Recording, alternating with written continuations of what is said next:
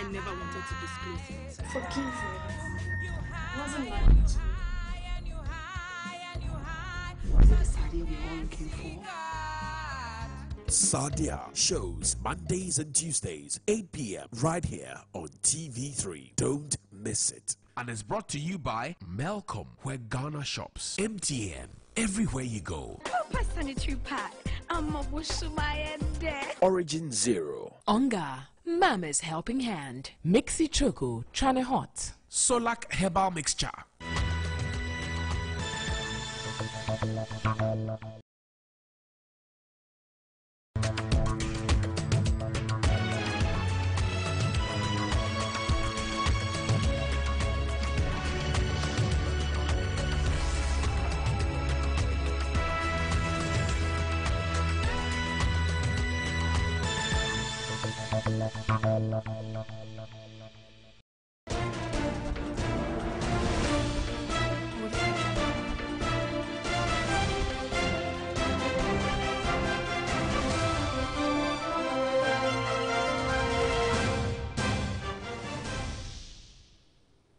Hello, good afternoon to you and welcome to Midday Live here on TV3. I'm Natalie Ford to look at the top stories this afternoon. Coalition of unemployed nurses kick against Nation Builders Corps aimed at tackling graduate unemployment. Also ahead this afternoon, Majority Leader Osei Mensah Bonsu raises concerns about the exit of experienced MPs from Parliament. And on the international front this afternoon, Nigerian President Muhammadu Buhari to meet U.S. President Donald Trump for talks on security and trade.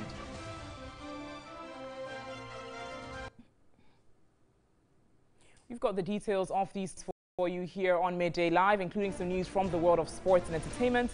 This bulletin is streaming live all across the world on 3news.com and DSTV channel 279. On to our very first story this afternoon. Majority Leader Osei Mensah Bonsu has raised concerns about the exit of experienced MPs from Parliament. In an interview with TV3, the Suame MP, who doubles as Minister of Parliamentary Affairs, says he is more worried now because many experienced members of Parliament have been appointed ministers in President Akufo-Addo's government. What we have now in Parliament today, I must admit that we suffer some weakness today. Because in the main, so many of us who came to Parliament have been taken out and been made ministers and deputy ministers who don't usually have time to come and participate in the business on the floor of the House.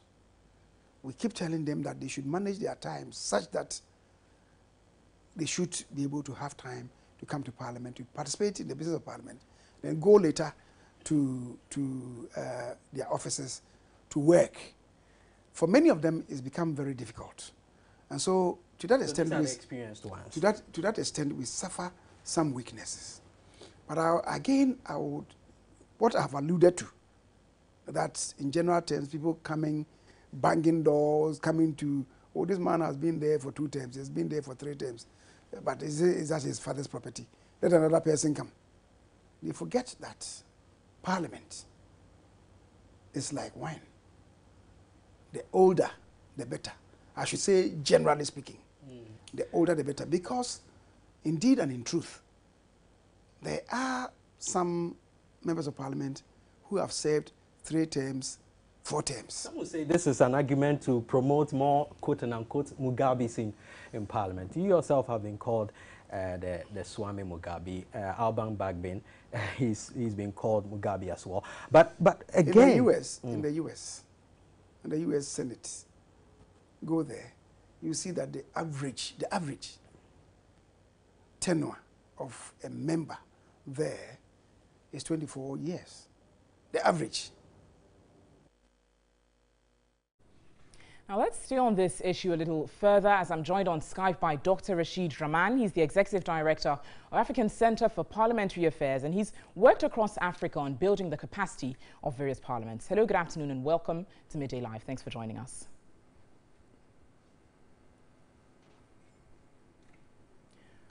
Dr. Rahman, can you hear me clearly?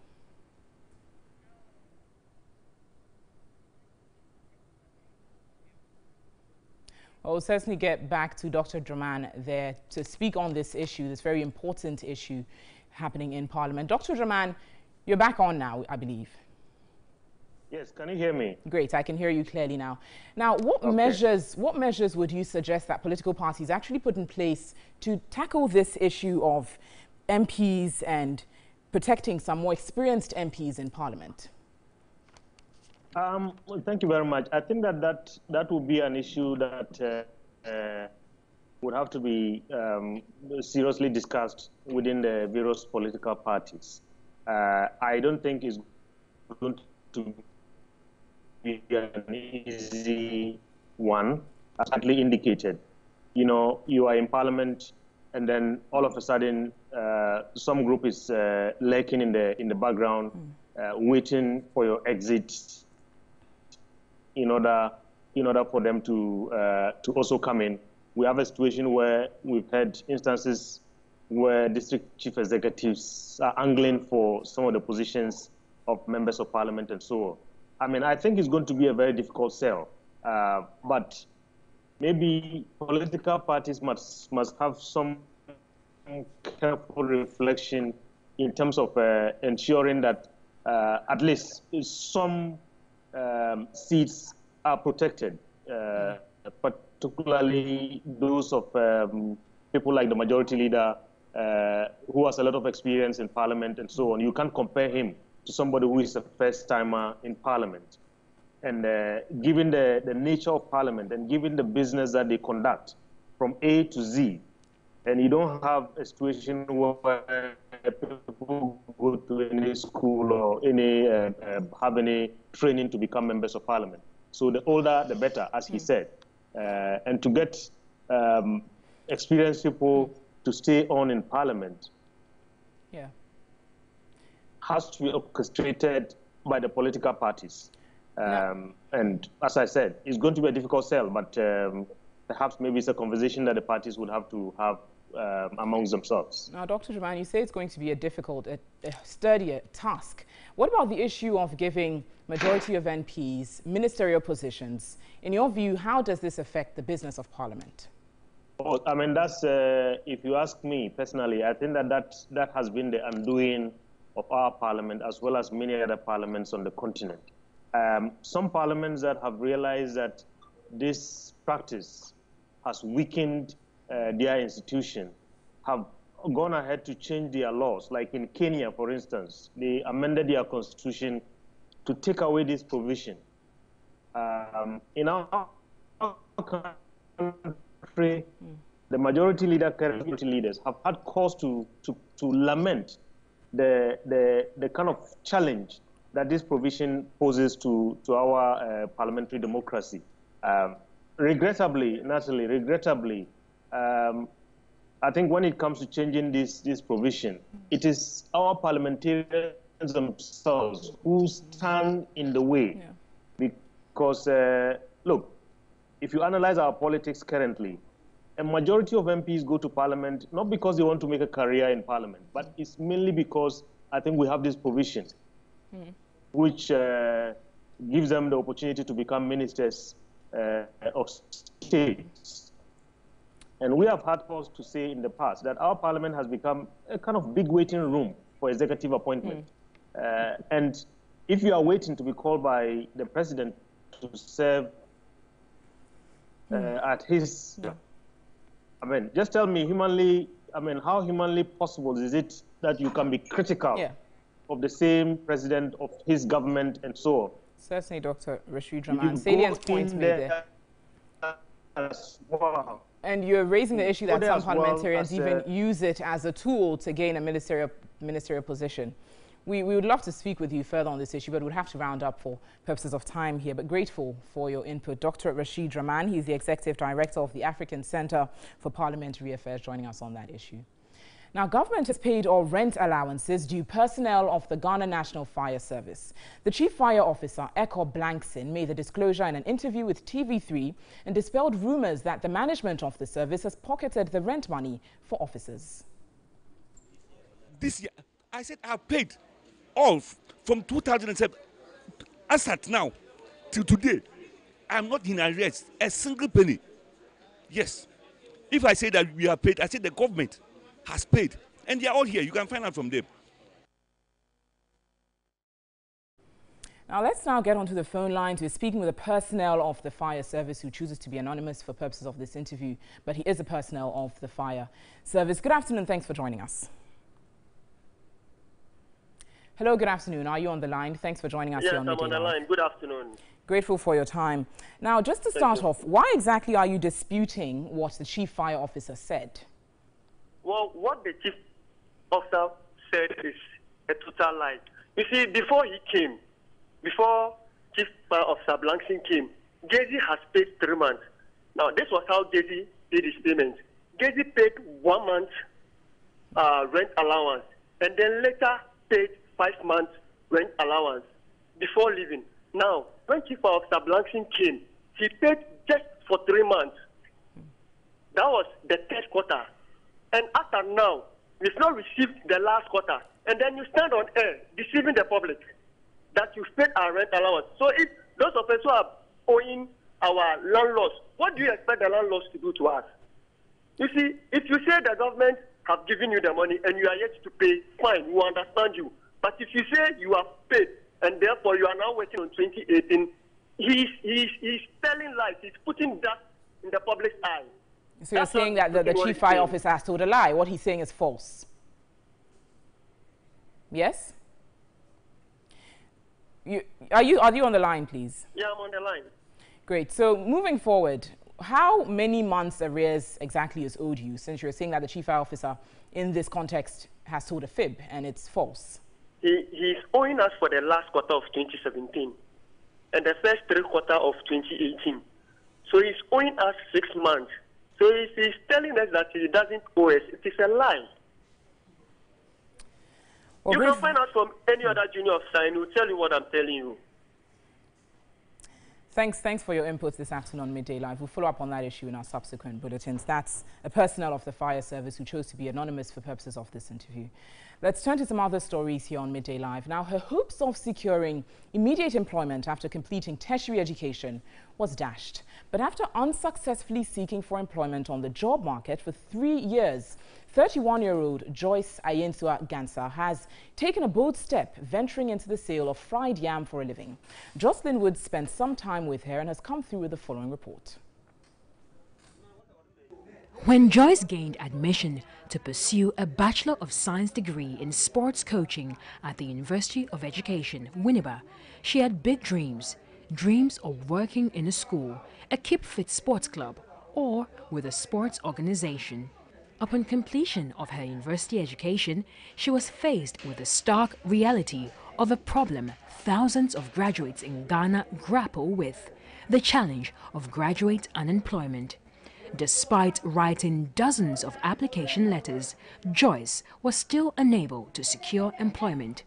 When you go, they said there is no job embargo unless you wait. So I even tried the public schools, and the funny thing is, I went to one public school that I've been teaching. You teach there 3 months, then they will not even give you salary. So every morning I'll take her from my house to the place, and it's too much. For 3 months not paying, then I decided to do something for myself. After 3 years of being unemployed, she decided to put her destiny into her own hands. It was not the usual white-collar job, but one she found fulfillment in, serving people by selling fried yam. And this business is what now caters not only for her needs, but also that of her child. At least on a day, I sell like 250 Ghana cedis. Order is not part of it. But if business is very good, if I should include order and everything, I make 300. In addition to selling fried yam, Joyce has added fried plantain seasoned with spices, popularly referred to as kelewele, to her growing business. And Joyce does this with a touch of class. Senior lecturer at the sports department at the University of Education, Winneba, Dr. Jaton Ahmed Baba, lauded his former student for the initiative and encouraged other unemployed graduates to be innovative. For those who have no jobs, they should just look up. These are the few examples they can do. Who knows? She may even forget the coaching very soon. if she keeps expanding what she's doing, I've suggested to her other things that she can add apart from the yam. Data from the Institute of Statistics, Social and Economic Research of the University of Ghana has revealed that only 10% of graduates find jobs after their first year of completing school. Joyce looks forward to expanding her business by opening more sale outlets in the near future. She challenged the youth to venture into entrepreneurship, whilst urging government to take urgent and pragmatic steps to address graduate unemployment. You're watching Midday Live. Now, a group calling itself the Coalition of Unemployed Nurses has kicked against the Nation Builders Corps, NABCO, an initiative by government to tackle graduate unemployment. The coalition, in a statement, described the policy to be launched by the President, Nana Dankwa Akufo-Addo, on May 1, 2018, as unrealistic and an attempt to deceive Ghanaians for the purposes of scoring cheap political points. The unemployed nurses have asked government to exempt them and go back to the drawing board to correct anomalies in the policy, which seeks to engage beneficiaries for a 3-year period on contract basis.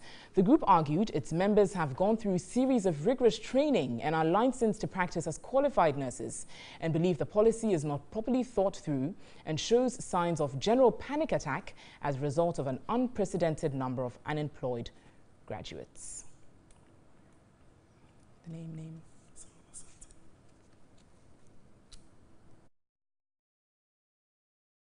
Now, joining me in studio is Samuel Asante. He's the president of the Coalition of Concerned Nurses. That's the 2016 batch. Samuel, thanks for joining us here on Midday Live. Thank you. So you've raised concerns. You're not pleased with this policy that's going to be launched, a Nation Builders Corps. Yeah. Why exactly aren't you pleased with it, especially when it plans to rope in those in the health sector? Well, actually, what I would like to say is it's not a bad idea they are bringing this policy on board, but when policies like this comes to play, you need to think through very well, so that even if you want to pass this, some people should be exempted. Let me take it on the 2016 batch per se. They have already sat home for 18 months to almost 2 years now. Do you get it? So you told them, you promised them that you're going to give them work to do. By end of March, clearance will be in for them to start doing their work. So once you've told them this, and March ending, we didn't get to hear from them. We entered into May, and we are still here, not gotten to hear from them.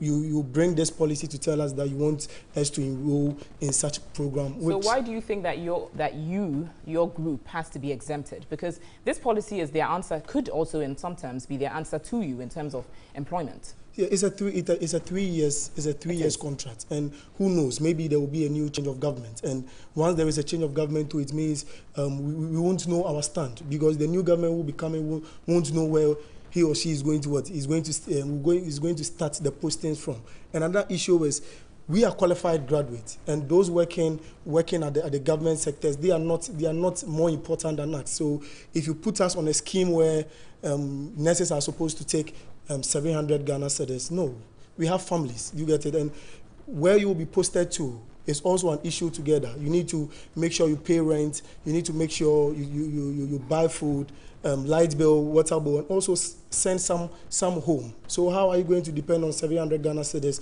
to live life, which is totally uncalled for? So your members are not going to sign up for No. As it stands now, we are supposed to have another meeting with the ministry. We went there, that was last Friday, to bring our heads together on how the policy will be done. And we wanted a document which is going to prove when they will actually employ us, as in when financial clearance will be released. Because if you've not tackled that issue, and you also want us to enter into a new system where we don't know our stand, is something else. So we told them to produce a document for us to know when exactly our financial clearance will be in, so that we know whether we are going to buy the idea or not. So to clarify, until that document is produced, you're not going to buy it? No. As it stands now, we've talked with our members, and all our members are not interested in it. So they also, none of your members are? No, they are not interested in it, because they are staying in the house for almost 2 years now, and being shifted into a program like this. It's not only us. Our national ways, the JEMTA has also raised alarm. The private universities are also raised out this same alarm, because we don't know our stand in this. We don't know how things will be done. So they should bring the document on board. Let us know what it really entails. Because if you tell us we should join Hail Ghana and we don't know what the main issue is, then we can't buy the idea. We are not saying that the policy is a bad policy. We agree with them, because nurses staying in the house for some number of months or in years before they get work is not easy. The staying house alone is not an easy thing, but they should bring proper plans. Yes, proper plans of it. So later today we are going to have another set of meeting with them, so that we know whether the details they have for us. And also we also have our GRNME, the Ghana Registered Nurses and Midwife Association. And one thing that we also like to plead with them, we've always suffered. Do you get it? Always when nurses should complete. It's like we have to make sure we fight on our own. You want these concerns to be addressed immediately before you're roped into this program. Samuel, grateful. Samuel Asante, President of the Coalition of Concerned Nurses, the 2016 batch. You're still watching Midday Live. Let's turn to our MTN Vision reports this afternoon, as our citizen journalist Eugene Isaac Abraham reports on the bad state of an electricity pole in Saboba in the northern region.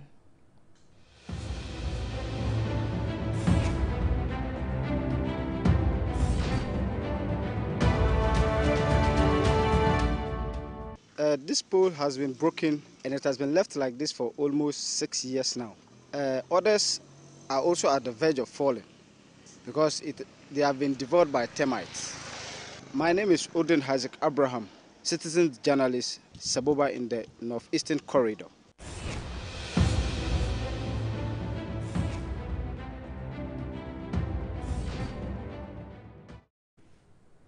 And we encourage you to also send your video report via WhatsApp number 055-1433-044. That's 055-1433-044 on any observations and concerns you make in your community. You're watching Midday Live. We've got some more news coming up for you in a few moments' time. Stay with us.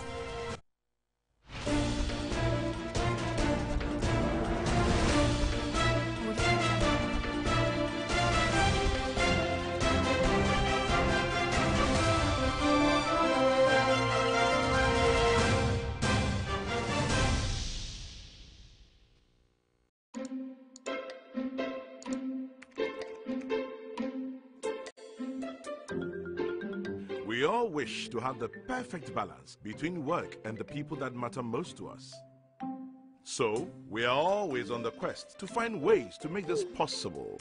With the many innovative and dynamic features that the UMB mobile banking app, UMB Speed Up, offers, you get the time-saving convenience to help create this balance.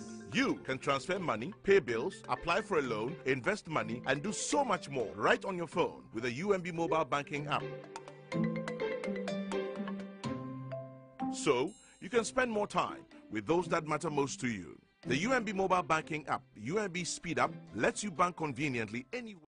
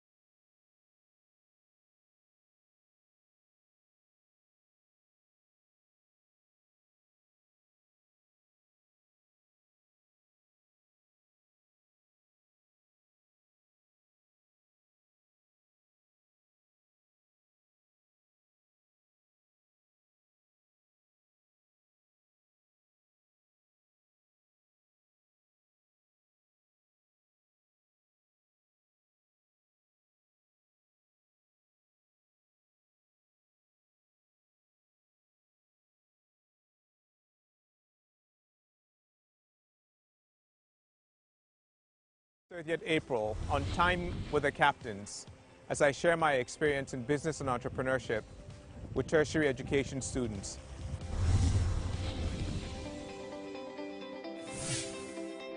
Time with the Captains, only on TV3. Don't miss it.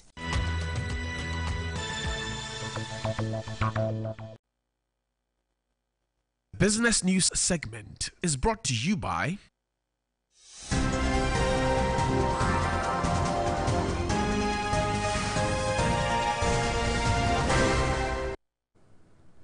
Welcome back to Midday Live. Some news from the world of business this afternoon.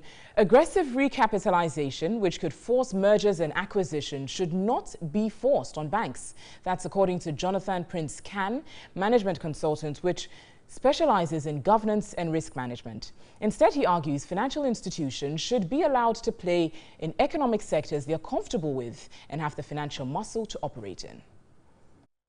BOG has done everything from, let's say, September, October last year, and none of the banks actually is given an indication of merging.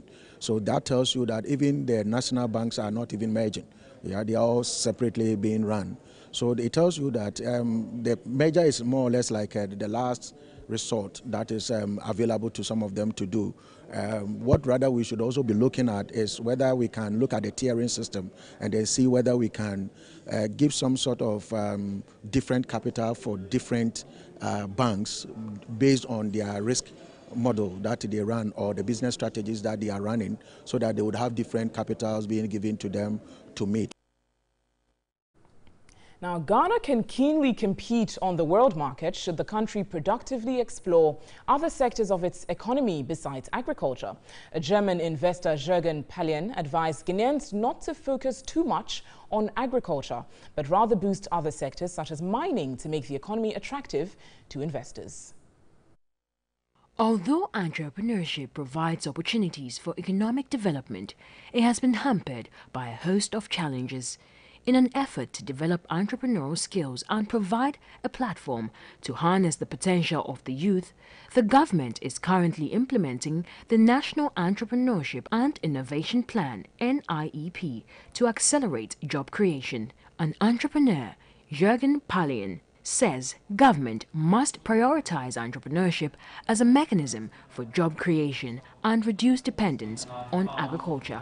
The best thing would be to help the youth of Ghana to get great education and to dare to found their own companies, create jobs and get a multiplier into the market so that the economy can grow and they will create more jobs, more opportunities, and they will lead Ghana into a new generation. A career coach, Linda Boache, encouraged the youth to venture into entrepreneurship, notwithstanding their risks associated with bold initiatives. You don't need a lot of money to start. You just need your passion, first and foremost. I know someone who's run a 6 million yen, because he's in Taiwan, company, and he hasn't made a single penny, but everyone believes in their passion, you know, and they keep giving them loans to carry on.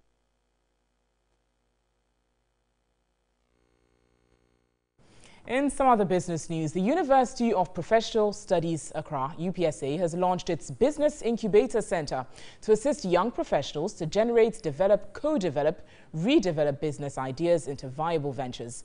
Vice-Chancellor of UPSA, Professor Abednego Oko-Fehi Amate, asked students to prepare themselves to grab opportunities that would be provided them. The Business Incubator Center would also serve as the nodal point of the university in terms of galvanizing critical knowledge around the interface of theory and practice for business startups in order to enhance teaching, research and learning activities. Speaking at the launch, Chief Executive Officer of UMB, John Ewa, urged students to take advantage of the opportunity to develop their potential. Vice-Chancellor of the University of Professional Studies, Accra, Professor Abednego Oko-Fehi Amate, who officially launched the Business Incubator Center, also inaugurated a 9-member advisory board for the Incubation Center. Research Officer at the university, Collins Ajimambedu, tasked the students to prepare themselves to grab opportunities that will be provided them. Our focus is to blend professional training with what is happening out there so they can be fully skilled to do more. in the world of work and if they want to set themselves up. As Ghanaians, we are good in recounting the success stories of others. We can quote business cases in China, in US, in UK, in France and others. But we are not able to recount the success stories of our own. Dean of Faculty of Management Studies, UPSA Fidelis Kwanzaa, noted that all undergraduate students took a course in entrepreneurship, where students developed various business plans that were presented in class for discussions and feedback. And that rounds up the business news on Midday Live this afternoon. For more business news, visit our website. It's 3news.com. But let's take a look at some other stories tonight. This afternoon, the deterioration of road networks in the Ashanti region has got residents complaining about the impacts on livelihood. Long travel time, frequent breakdown of vehicles, and exposure to road accidents are among concerns of commuters and vehicle owners. Already, there's 2.5-kilometer road that has been awarded on contract from Tech Junction to Anraga Junction. That is an asphalt overlay. And there was another contract that has been awarded as asphalt overlay from Anraga Junction through Airport Roundabout to Swami Roundabout. So if you spend a lot of money there, and then after some few months, if not weeks, the contractor moves to site, that would be waste of resources. That's why we are only doing some remedial work just to sustain the usage of the road until the contractor moves to site. That is why we've not done that. When you come to urban roads, there are several roads that have been also given on contract. Some of them are asphalt. Some of them also have been advertised, but still not been given on contract. You can talk about Oforukrum. That one has been advertised about 12.5 kilometers asphalt overlay. You can talk about Kodaso, about 9.5 or 9.2. I don't remember the exact figure, but it's 9 point something. That is also asphalt overlay. You have others that have been awarded on contract. Manshia area. You have Inshiaso. You have Swami, Ultafo. These ones have also been awarded on contract. And then we have pothole patching, resealing, and shoulder repairs. All of which have been awarded also on contract. That is why I've asked for some patience from the general public.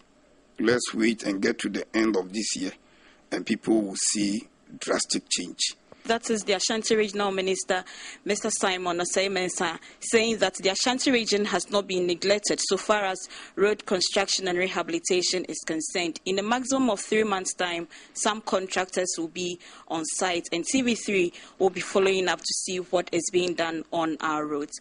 Beatrice Piogabra, TV3 News, Kumasi. Let's stay on transport, as major and feeder roads within the East Gonja municipality awarded on contract have all been abandoned by contractors halfway into construction. Residents say the bad state of the roads is affecting their livelihoods and hindering free flow of traffic. Here's reports by Zubaida Ismail. East Gonja Municipal falls within the sub-basins of the Black and White Volta with a total landscape of 9,351 kilometers square. 197,670 residents live in the about 293 communities, with farming and crafts being the mainstay of these residents. The municipal electorally is divided into two, the Salaga North and South constituencies.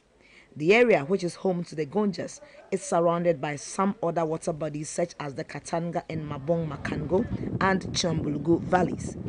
With one of the biggest slave markets in Africa, the preservation of slave artifacts and proximity, East Gonja should be one of the most developed districts in Ghana, but that is far-fetched. Here, road networks are in poor state. The road linking Salaga, the municipal capital, and Pandai and Bimbila have now worsened. Drivers who ply the stretch spend more on repairs. The road is bad. The money we get goes into repairing our cars. We are unable to commute during rainy season, though we have cars. The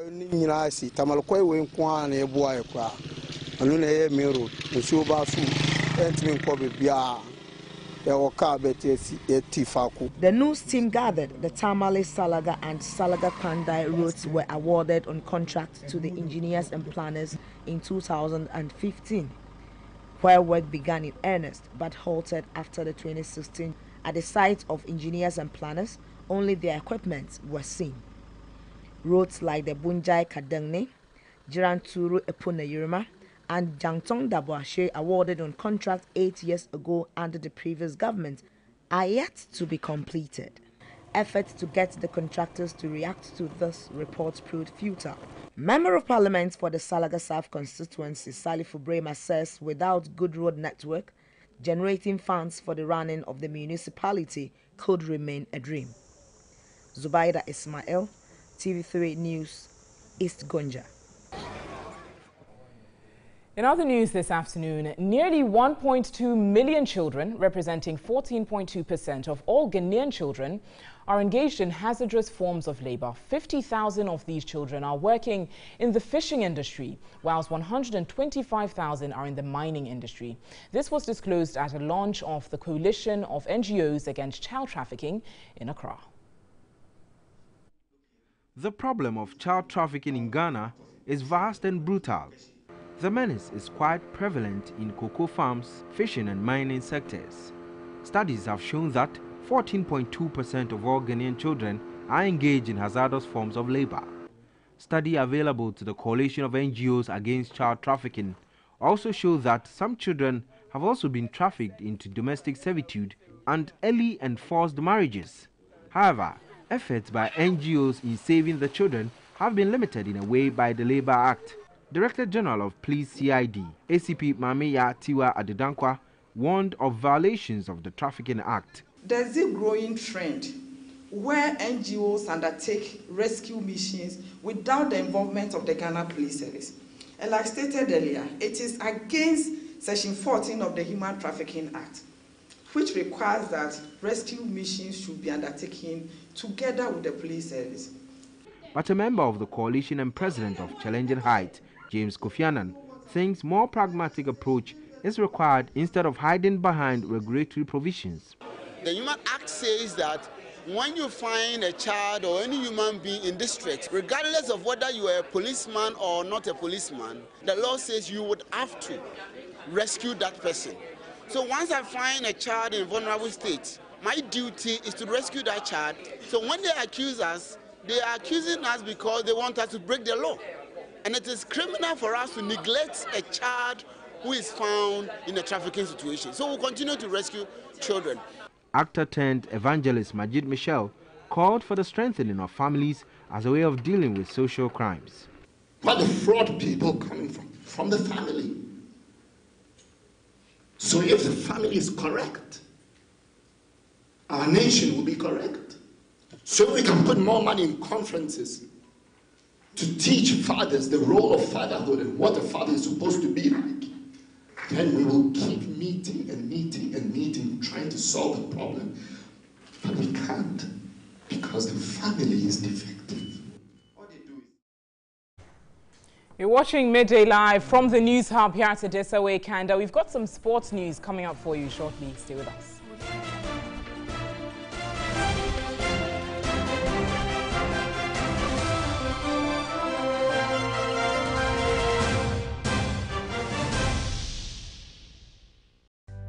Log on to www.3news.com for more news and updates of our major stories. Join us on Facebook 3newsgh for live streaming and comments on our page. Like and follow us on Twitter at 3newsgh and at 3sportsgh. Like our pictures on Instagram, TV3 Network. If you missed our live shows, watch a playback on YouTube, TV3GH. TV3, first in news, best in entertainment.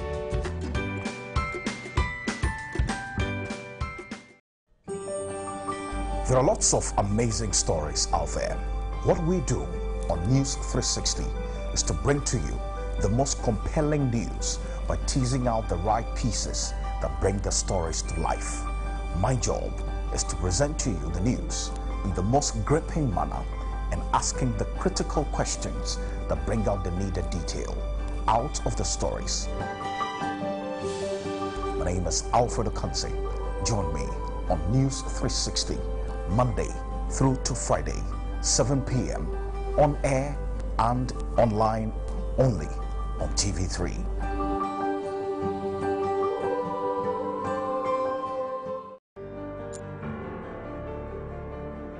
Everything you need to know. Captivating. Reliable, credible, and breaking news. All at your fingertips. Who's found Asamoah Gyan? Super finish! Being on top of the news has never been easy. Visit us at www.3news.com for all your reliable news. 3 News, news at your fingertips. The sports segment is brought to you by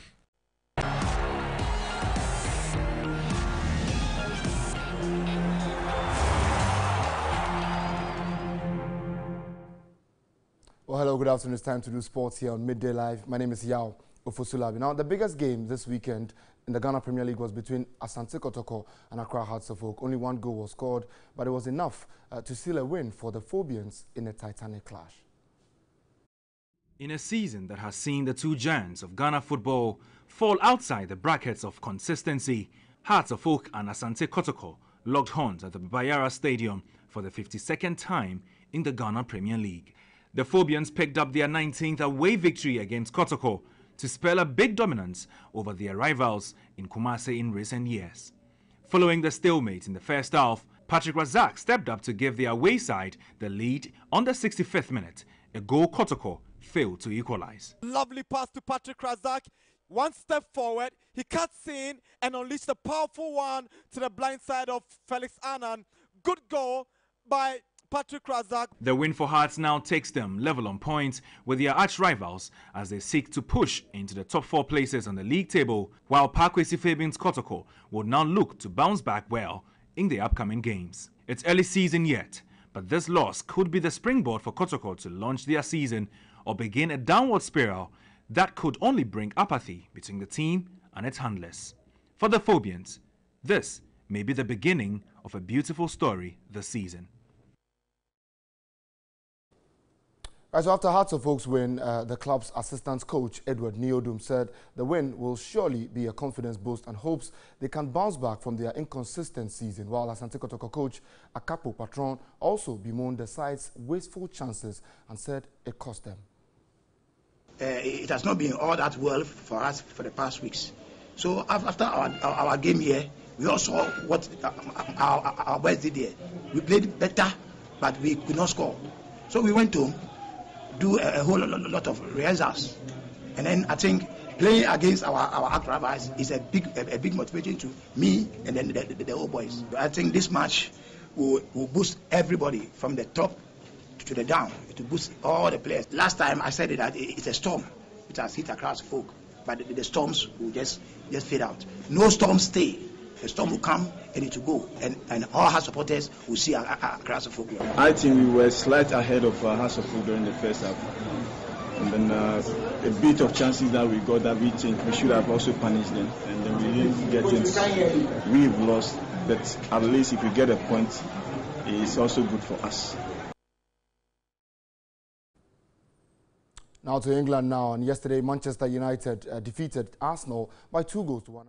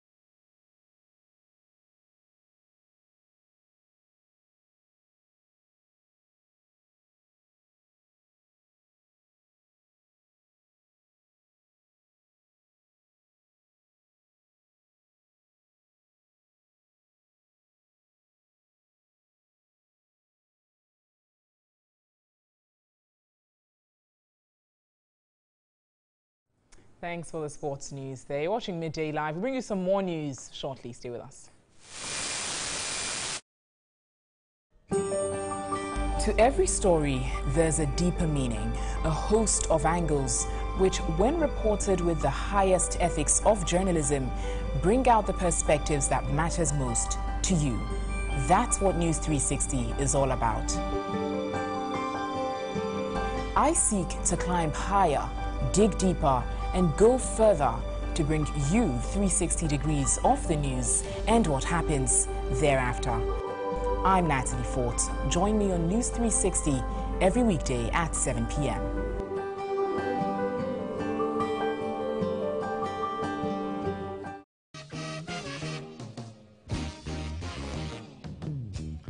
Abusuafo, mpanimfoɔ se adeɛ kye ne ante nsɛm foforɔ a na kyerɛ sɛ adeɛ mpo nkyee.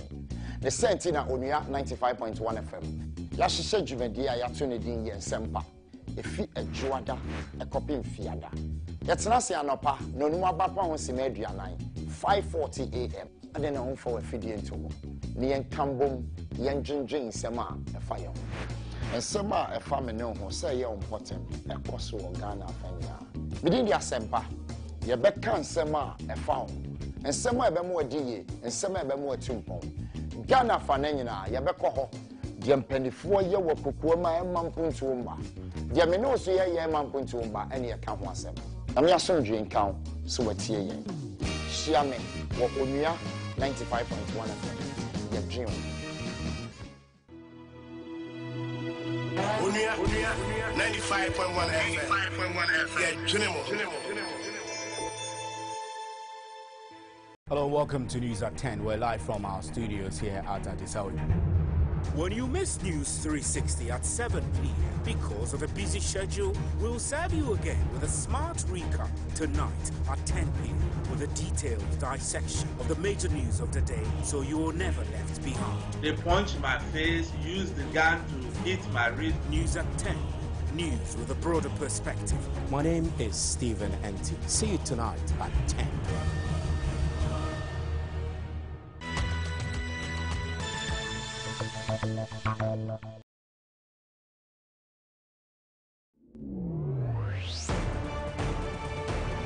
This is how you take on the world.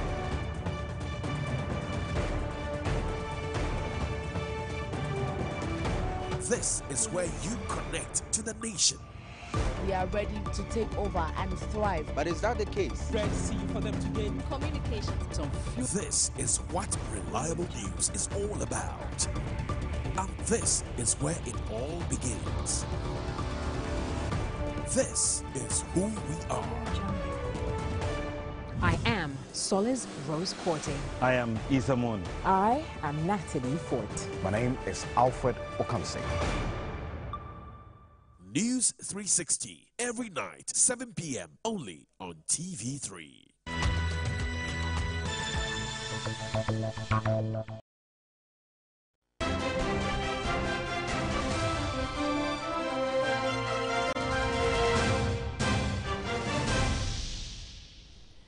Welcome back to Midday Live. And some more news this afternoon. Suspected armed robbers have shot and killed a police officer, Corporal Duku Nicholas, who was on escort duty at Bogoso in the western region. The robbers took away some 900,000 Ghana cedis from Rajind Singh, he's an Indian businessman, at his office at Bogoso where the attack happened. DSP Olivia Irabna Adiku is the Western Regional Police PRO. Nicholas was escorting a vehicle belonging to Platt and Plume Gold Refinery based in Bogoso. They have an office in Takwa and they were sending money from the Takwa office to Bogoso. He was accompanied by a director of the company, Rijanda Singh. When they got to the premises of the company in Bogoso, after waiting for some time for the director, he was not coming. So he wanted to see what was happening there.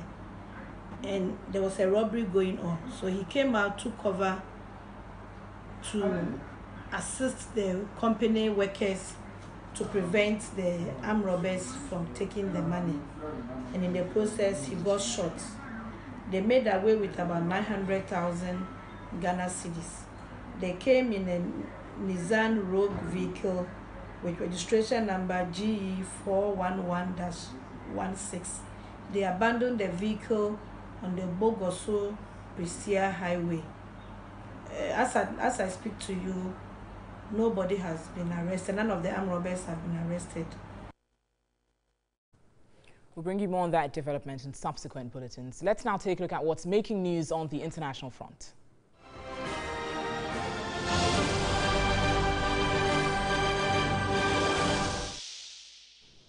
Nigerian President Muhammadu Buhari will become the first African leader to be received by U.S. President Donald Trump when he arrives in Washington for talks. The two leaders are expected to discuss shared economic and security interest. Some will be watching the talks closely after a row over Trump's alleged use of the word shithole to describe African nations. President Donald Trump denied being a racist after the reported crude remark. He also denied making the comment. Fighting terrorism will be a priority for both leaders when they meet. At home, President Buhari faces multiple security challenges, including the 9-year-old insurgency by Boko Haram jihadists in the northeast and mounting insecurity in the Middle Belt. The White House has sold 12 counter-insurgency aircraft worth $496 million to Nigeria to help in its fight against Boko Haram. President Trump and President Buhari will also discuss ways to deepen economic cooperation between their countries. After the talks, the Nigerian leader is due to meet businesses specializing in agriculture. We can get more on that development and some other international news on our website. It's 3news.com. Next on Midday Live is some entertainment news. Entertainment news is brought to you by...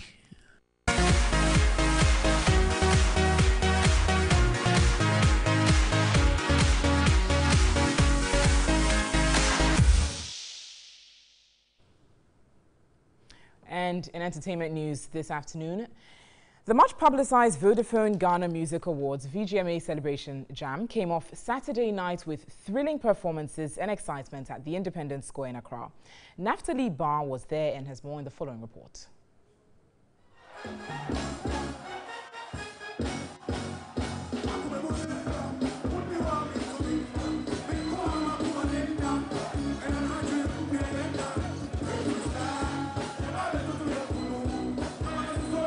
Certainly, it was an official shutdown party in Accra as thousands of music enthusiasts thronged the Independence Square in Accra to support their favorite artists.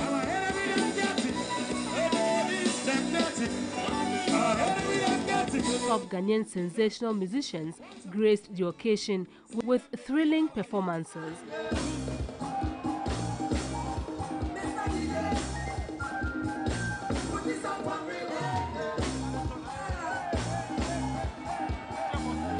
The event was to honor enterprising awardees who helped to make the VGMA a success and to finally close this year's 19th edition of the Vodafone Ghana Music Awards. All artists billed to perform came with their A game and gave patrons nothing but the best.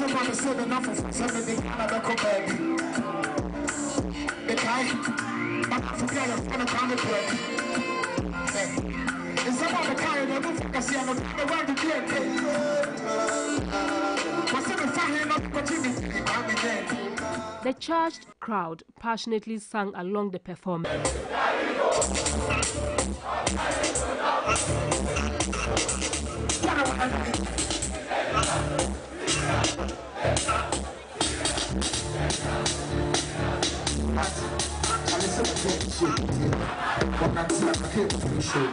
The VGMA Celebration Jam will certainly be remembered.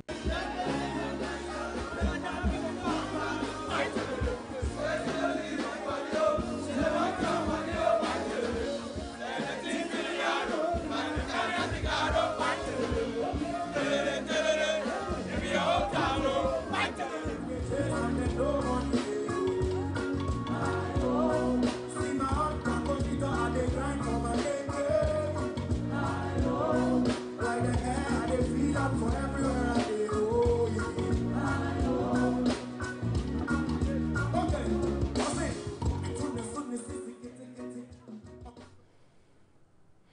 Now, in some more entertainment news this afternoon, the one-corner hitmaker Pachapa says he will take Ghanaian music to a new level in 2018. Swedro-based artist Pachapa, who failed to secure the most popular song of the year in the just-ended Vodafone Music Awards, also spoke about the outfit he wore to the event, which has since been trending on social media.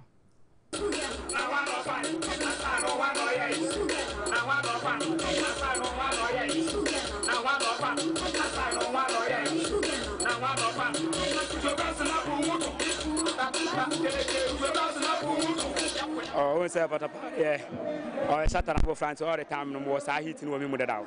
Yeah, you see, we say Satan about the DBS, so Satan public. Yeah, so more form. To hit now, you move it out. Album. When is your album coming out? It's like in my ego. So far, I have 6 good cassette to say about. But my media about to see Stanley Kum Chacha. But Shannon, they are to my airborne. It's in pay for meeting management. What I said, day to day in the FM blah. Better I am cassette about. When your song of the year, a Corezi and Sam P. Feeling better now. Oh, although me feeling pains, but who say Nipani and Nipa, and I demand some painful. You say, maybe it's next year. I work on say be yard papa bi adan about 28 me abes level bi. It's next year. Only say u coat na ma what trend pa. It's na me say coat ni dey coat vien. Yeah, that's the name of the coat. Yeah, man. Yeah, man. Now, designer and your friend is saying. Oh, designer and their home design. But I have a better just say yawoda. Design by party. But say na what bon man what bon. Na na ete. Down on social studies na ma choto. It's when we subject me. Meti and ete coat vien. Finally, then I will catch your fans and they watch your phone now. Oh, my fans, the Mamusha, part to passengers 24/7. Yeah, I captured the whole world because if you are baby, 1 year day, you cannot want to ask them not now, better wonder what air. So, my fans, more of them, more share and more support. Watching, you can visit our website, it's 3news.com for some more news. I'm Natalie Fort. Have a wonderful rest of the day.